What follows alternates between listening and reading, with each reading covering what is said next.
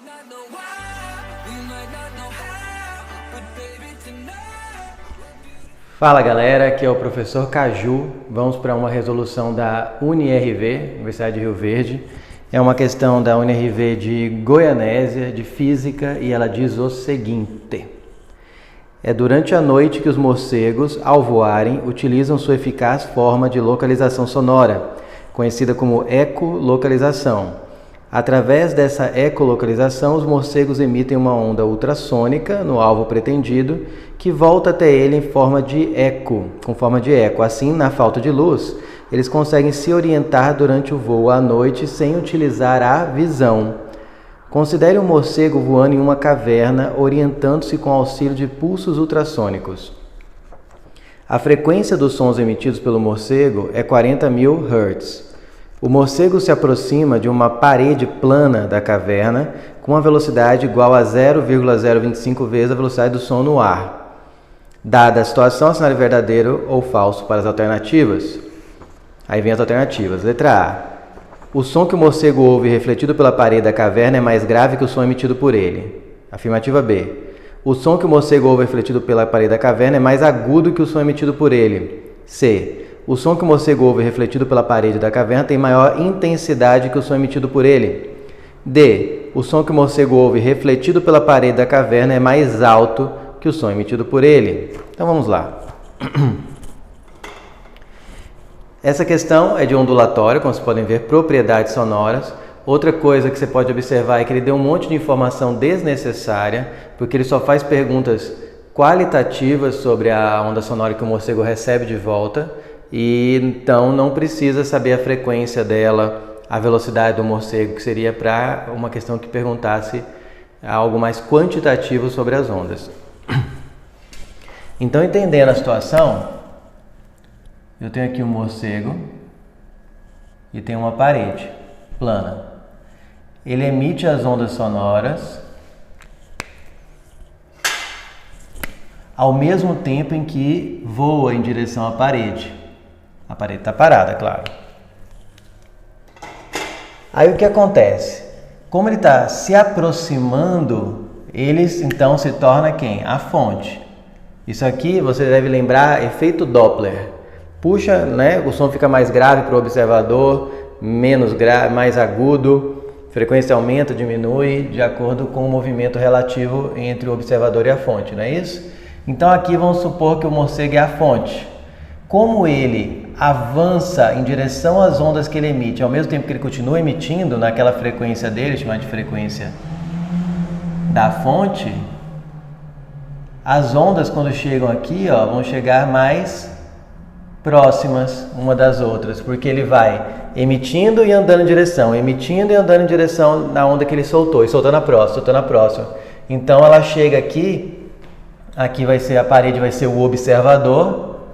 Ela chega com uma frequência o quê? Maior. Só que a pergunta é sobre o eco que retorna o som que o morcego ouve refletido. Então agora vamos para a segunda parte. O morcego está aqui, está se aproximando, né? E aí, vamos agora observar a onda que refletiu na parede. Aqui refletiu na parede, a parede é plana, ela volta igualzinha, com essa frequência aqui. Agora, quem vai fazer o papel de fonte, de linha? A parede, que está saindo da parede e chegando no morcego, agora é a volta. Nessa hora, agora o morcego se torna o observador. Como ele continua voando em direção à parede,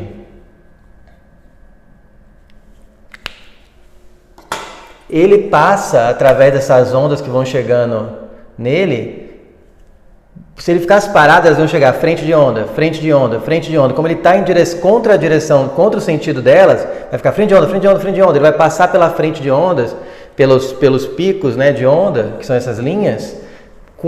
Ele vai receber no sistema auditivo dele, no sistema receptor dele, com uma frequência maior ainda. É como se ela chegasse aqui ainda mais grudadas. Ou seja, a frequência que ele percebe aqui é ainda maior do que essa aqui, que foi a que chegou. Então a frequência vai aumentando entre a que ele emitiu e a que chegou. Se a frequência aumenta, aí vamos lembrar de propriedades das ondas sonoras. frequência alta. Para a física, a altura está diretamente relacionada à frequência. Então, a frequência alta é um som alto, também chamado de som agudo. Uma frequência pequena é um som baixo, também chamado de som grave. Vamos analisar agora as alternativas. Vou colocar aqui A, B, C e D.